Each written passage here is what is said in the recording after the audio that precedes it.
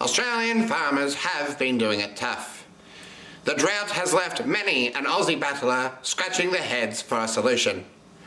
In the wake of this epidemic, one man has found a niche in the market.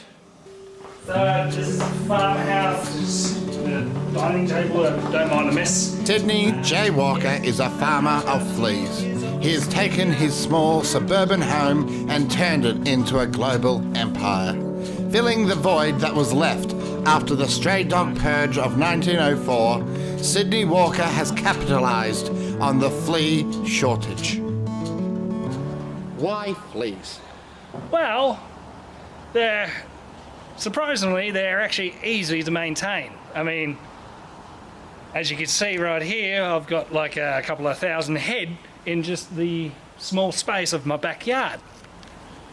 And how long have you been a flea farmer? Well, I've been a flea farmer, well, most of my life, for about 6 weeks now. Yeah, there is a bit of a high demand on flea farmers, such as myself. Most of my buyers are for the circus, and there's also a government initiative to decrease the population by introducing fleas into the more poorer suburbs. And how do people tend to react to fleas? Well, not many people like fleas for very obvious reasons. I mean, they get everywhere. I mean...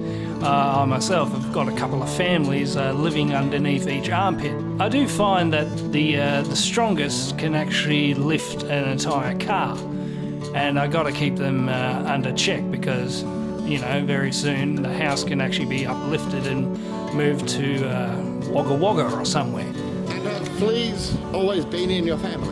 Oh yeah, fleas have always been in my family. I mean, my dad had fleas, my mum had fleas, everyone in my family had fleas. We're talking fleas dating back thousands of years. Quite interestingly, it was actually a walker flea that started the plague, you know, the Black Death.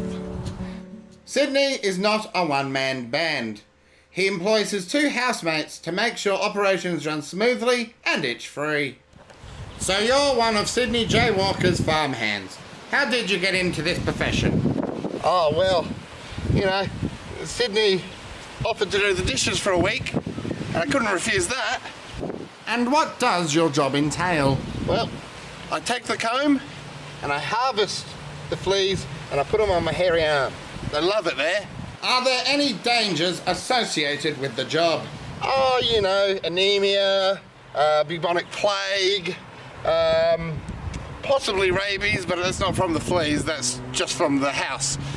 Is there anything you'd like to say to the folks back home? Yeah, I'd like to say hi, Mum, and shut up, Malcolm.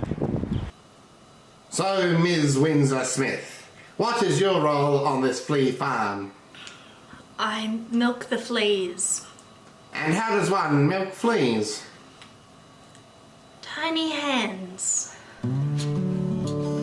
It is farmers like Sydney that keep this great nation of ours afloat. Their determination in the face of all odds is one to be admired. And yet they battle on throughout all adversity. And so I had but one more question to ask our intrepid entrepreneur. The question on all our lips is why?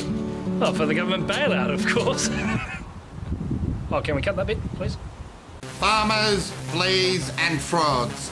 The lowlives rorting our governments for thousands of your taxpayer dollars.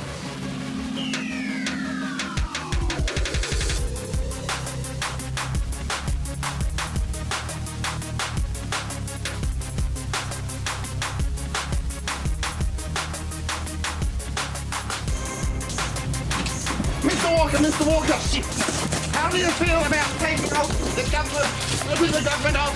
No comment. No comment. Mr. Walker. You heard it here first. Flea farmer extraordinaire, no comment.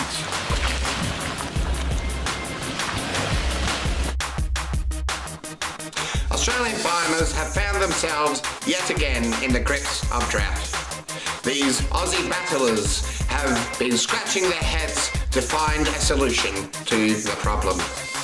And yet, one man has been able to find himself about... I do like cooking. Yeah!